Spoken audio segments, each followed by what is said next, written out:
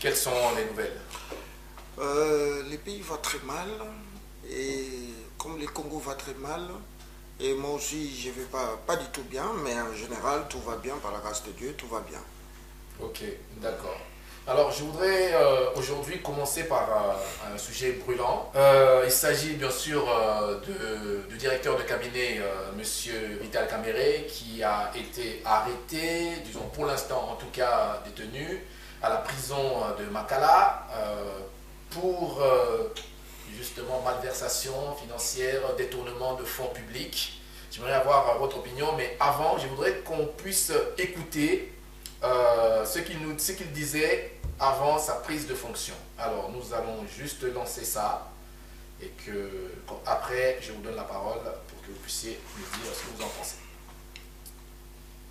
Dans le Congo, c'est une plaque tournante qui a vocation de devenir effectivement le moteur du décollage de l'Afrique. Mais pour cela, nous devons éviter des contrats où on prend un titre, la GECAMINE, on l'achète, Mme Colette le sait très bien, à 35 millions de dollars l'avant-midi, et l'après-midi, on revend ça à 850 millions de dollars.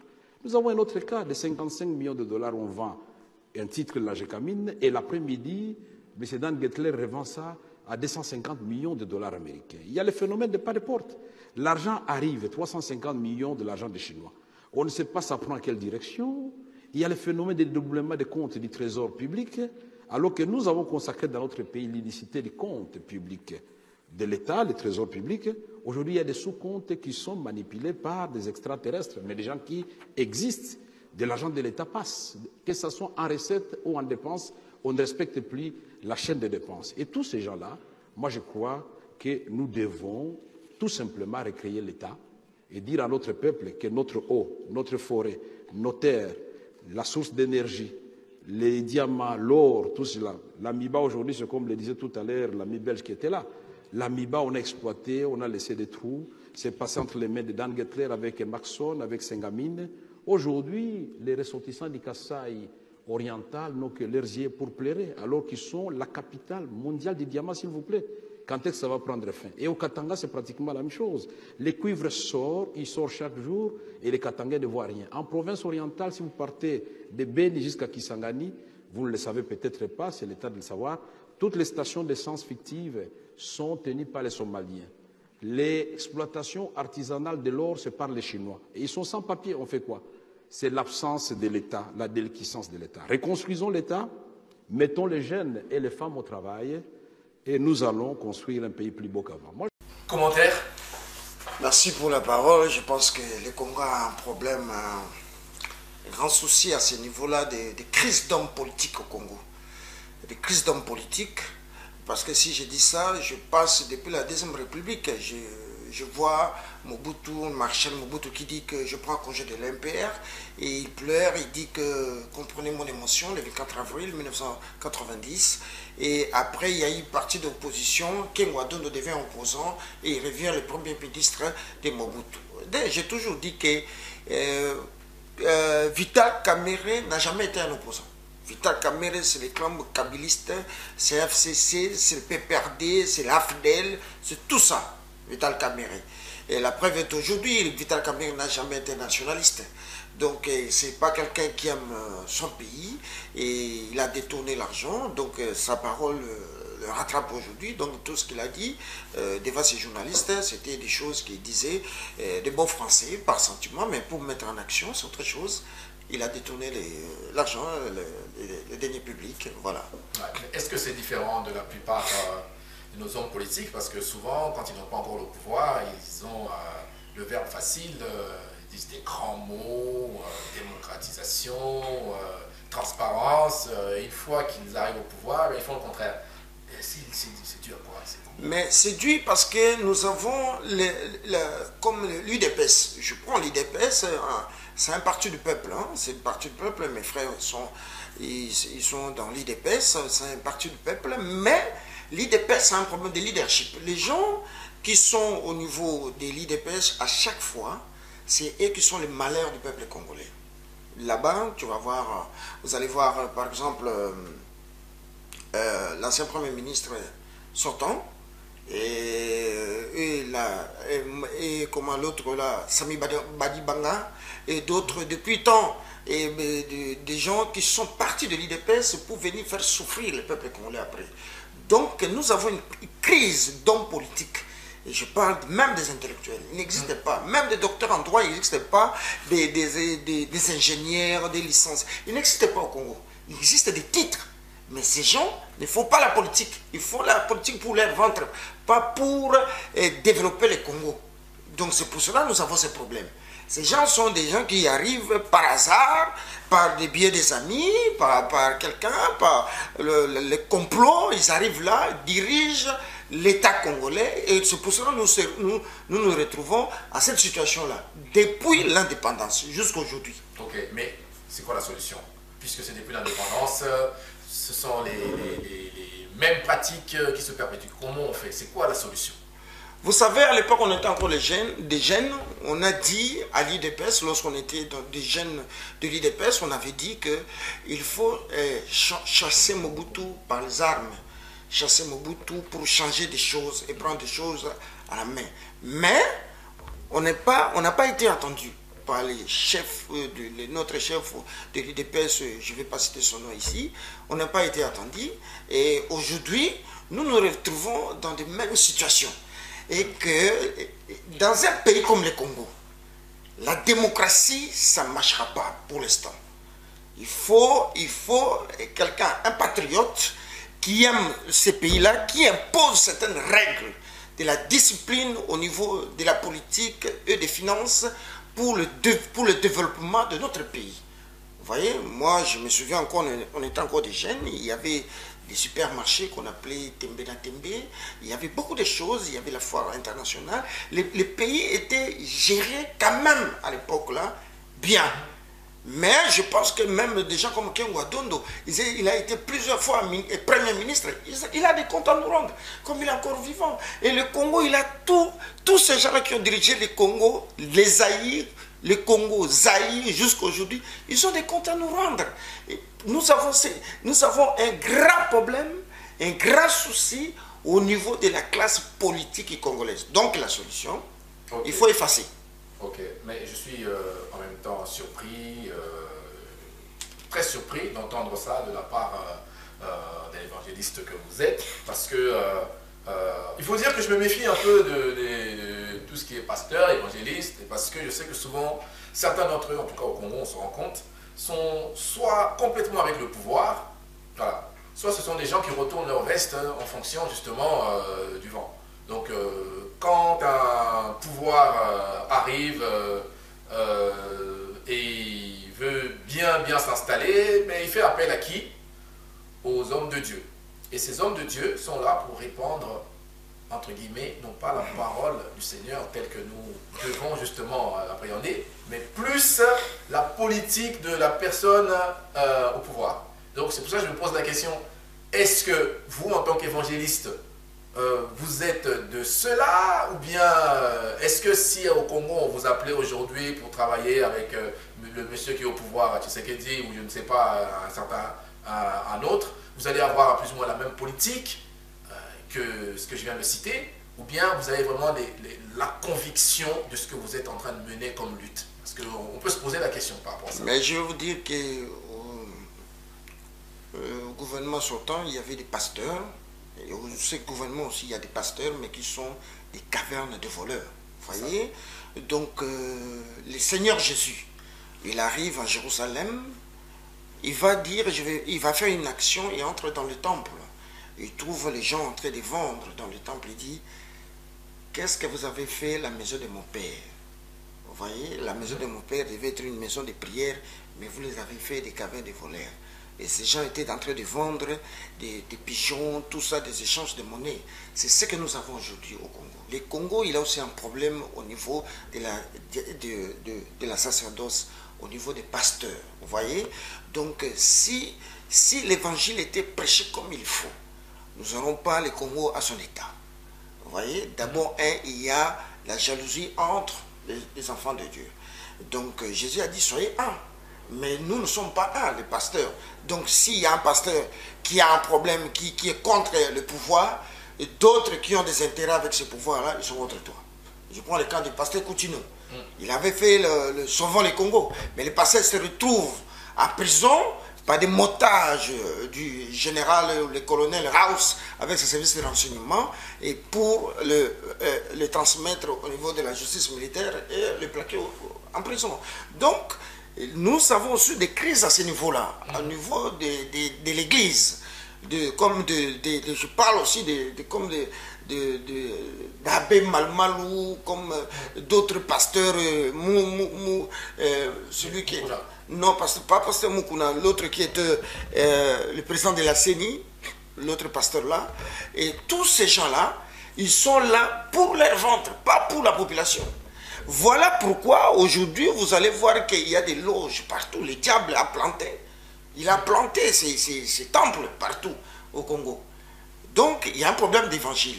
Il y a un problème d'évangile. Jean-Baptiste, il a eu le courage d'aller voir le roi Hérode pour lui dire que ce que vous faites, ce n'est pas bon.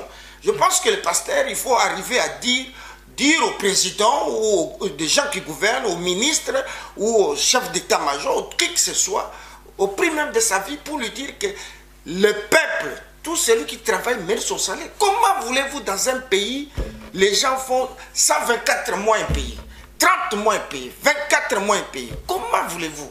Et vous, les pasteurs, vous dites aux gens là, vous avez la malédiction. Non. Tout ouvrier mérite son salaire. Si les gouvernants ne payent pas, alors dites au peuple d'aller revendiquer leurs droits. Je pense que l'évangile est mal prêché.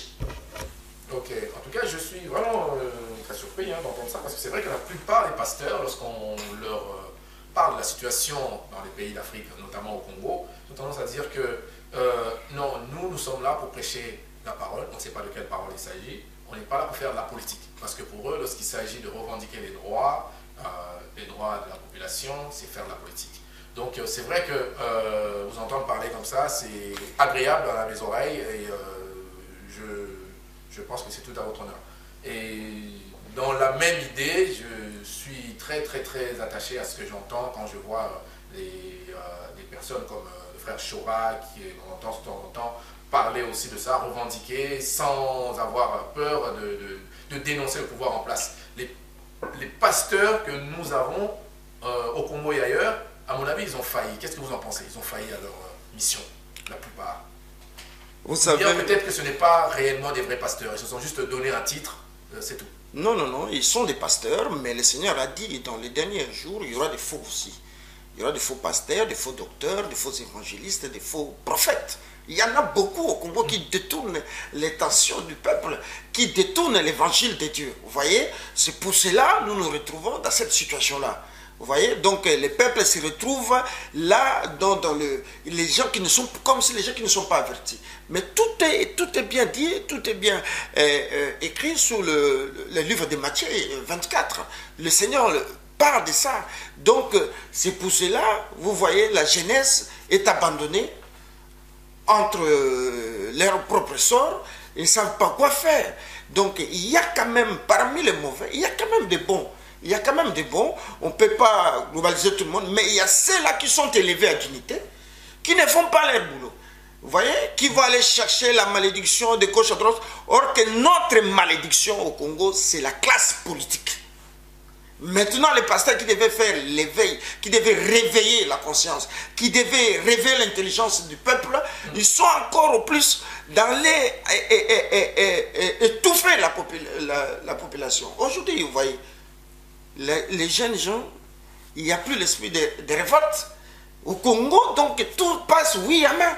Le prix du pain, il monte aujourd'hui. Demain, tout le monde se réveille comme si rien n'était. Mais non, allez dans d'autres pays. Même ici, on veut augmenter un ticket de train ou de bus. Il y a la révolte. Les gens disent non. Mais les peuples congolais ne disent pas non. Sans vous couper, est-ce que ce n'est pas lié au fait qu'on a vu la plupart des révoltes malheureusement se sont terminés par des massacres jusqu'à aujourd'hui, complètement impunis. Il y a eu des jeunes, très jeunes, qui ont été massacrés, enterrés carrément, et le gouvernement a menti que tous les corps qu'on a vus venaient directement de l'hôpital central. Est-ce que c'est pas aussi ça? Est-ce que les mamans ne se disent pas, je n'ai aucune envie de voir mon fils aller manifester parce qu'il va se faire massacrer et personne ne va faire quoi que ce soit? Mais c'est pour cela nous disons que vous voyez avec avec ce régime, nous avons connu des régimes de terreur avec le maréchal Mobutu, paix à son âme, avec le maréchal Mobutu aujourd'hui, et après il y a eu la dictature de Joseph Kabila, et lui c'est le pire qu'on n'a jamais connu au Congo, qui ne respecte rien, même les églises, même les hommes de Dieu. Il va chercher des jeunes gens dans l'église de Dieu, dans l'église catholique, nous avons vu ça. Ça c'est le terrorisme que vous n'avez jamais connu dans les choses politiques, dans les choses d'État. C'est un terrorisme d'État que les peuples congolais ont connu. Mais je pense qu'en ce moment, la justice doit faire son travail. La justice doit faire son travail. Et j'appelle ici aux magistrats, aux officiers de police judiciaire, aux officiers du ministère public, militaire et civil, de faire leur travail. Les sons d'un peuple, les sons des enfants de Dieu crient. Aujourd'hui, je pense que tous ces gens-là qui ont peur de sortir pour revendiquer leurs droits, ils doivent savoir, ils doivent faire confiance à un magistrat ou à un officier de police judiciaire ou à un officier de la police pour qu'ils sachent que les peuples sont protégés par la police et non la police est là pour massacrer leur population. Et ces mamans-là qui ont peur, si cette jeunesse-là ne libère pas le pays va disparaître. Lorsque je parle, le pays va disparaître, c'est-à-dire il sera complètement entre les mains des étrangers et nous, nos enfants, nous serons des esclaves demain. Ok, dernière question par rapport à ce sujet, évangéliste Richard. Est-ce que concernant le Congo, vous ne pensez pas que le fait que dès le départ pour cette dernière élection, il y a eu déjà un mauvais départ, c'est-à-dire que beaucoup de gens considèrent que le président actuel, M. Félix Tshilombo Tshisekedi, n'a pas été élu. Il a été nommé par l'ancien président et que le véritable vainqueur est Martin Fayulu. Ce n'est pas moi qui le dis, en tout cas beaucoup de médias et de toute façon aussi bien les évêques que la plupart des gens sur place vont dans le même sens. C'est pour cela qu'il n'arrive pas du tout à asseoir son pouvoir, à faire tout ce qu'il peut pour essayer de remettre en état ce pays. Est-ce que ce mauvais départ-là, n'est pas un peu justement on va dire, la conséquence de ce que nous voyons après 2 années seulement de pouvoir? On voit des gens qui volent 300 millions de dollars en toute impunité, même si ce dernier vient d'être arrêté et il y a encore plein de malversations qui sont produites au Congo et on a l'impression que le pouvoir est tellement faible qu'il lui faudra énormément, alors beaucoup de temps pour réussir à réellement asseoir un semblant d'autonomie, un semblant de force. Qu'est-ce que vous en pensez? Non, mais moi je pense que des problèmes de vérité des urnes où celui qui a gagné des élections, ça n'a pas toujours passé. Pourquoi j'ai dit ça? J'ai dit ça parce que même aux États-Unis, nous nous souvenons, à un certain moment, il y avait des crises de voix qui a gagné. Mais lorsque la Cour suprême tranche, c'est-à-dire que nous n'allons plus faire marche arrière. Même ici, il y a eu Nicolas Sarkozy, à un certain moment, il y a eu des choses. Il y a des choses qui se passent au niveau des comptes de voix. Okay. Mais lorsque la Cour suprême, qu'on appelle chez nous la Cour, au Congo la Cour de cassation, s'est saisie et la Cour de cassation proclame le président et le Péroum. Donc là, pour dire que Joseph Kabila a nommé Tshisekedi, je ne vois pas par quel moyen. Sur le plan constitutionnel, Joseph n'a pas le pouvoir de nommer Tshisekedi président. Okay. Il a le pouvoir de nommer un premier ministre, mais le président de la République, je ne pense pas. Mais si Tshisekedi a de la conscience de savoir que c'est lui le patron, je pense qu'il ne va pas hésiter une fois de mettre en dehors tout ce que Kabila ou les autres ont fait. Je pense qu'il aura le courage de le faire. Voilà. Ok, il aura le courage de le faire. Est-ce que c'est une question de temps? Parce que vous avez parlé de la Cour suprême. Nous savons que la Cour suprême transactionnelle était à la botte du président Joseph Kabila. Et donc, du coup, partant de là, je crois qu'il y a eu aussi un de ses membres qui, à un moment donné, a carrément révélé qu'il avait été forcé de nommer, disons, d'accepter la victoire de Félix Tshisekedi. Bon, passons. Mais quand vous dites qu'il aura cette capacité, lui, le président, Félix Tshisekedi, il aura cette capacité de faire des choses. Est-ce que c'est une question de jours, de semaines, d'années? Parce que le peuple attend. Le peuple est vraiment en attente d'un changement radical. Et ce peuple meurtri depuis des années, entre la guerre à l'Est, et puis énormément de fléaux, on voit quand il pleut, tout ce qui est en train de se passer. Comment faire pour que ce peuple qui attend ne puisse pas continuer à attendre aussi longtemps? C'est quoi le délai? Comment vous voyez les choses? Mais je pense que ce n'est pas question des jours, nous question des mois, parce que je pense que le président Tshisekedi, il a ces devoirs-là, le devoir de remettre les choses à sa place. C'est-à-dire qu'il a commencé de nommer certains magistrats. Je ne sais pas si au niveau de la Cour suprême ou au niveau de la Cour de cassation, il y a aussi des nominations. Il y a eu certaines nominations. Il y a eu certaines nominations pour changer l'appareil judiciaire. Alors, les peuples doivent savoir que nous venons de plus de 20 ans de la dictature depuis l'arrivée des AFDL. Donc, c'est la dictature des AFDL qui continue. Donc, le chef qui était là, c'était un chef militaire, un rebelle, Joseph Kabila, qui était au pouvoir, au commande au pouvoir, qui a mis donc tous les systèmes à sa guise, c'est-à-dire que la justice militaire, la justice civile, la police, l'armée, l'exécutif, tout entre ses mains. Vous voyez, ce n'est pas au jour d'aujourd'hui que le président, je ne le conseille pas, de démanteler tous les réseaux par des risques d'éclater le pays. Donc, je pense que dans la voie de la sagesse, je pense que le président doit faire ces choses-là étape après étape. C'est-à-dire, si vous voyez, nous voulons couper la tête, on commence par couper le plus bas, et puis la tête va rester toute seule et il va tomber. Vous voyez, donc voilà un peu ce que je peux dire. Mais je pense que l'appareil judiciaire doit se remettre pareil pour que la République soit reconstruite.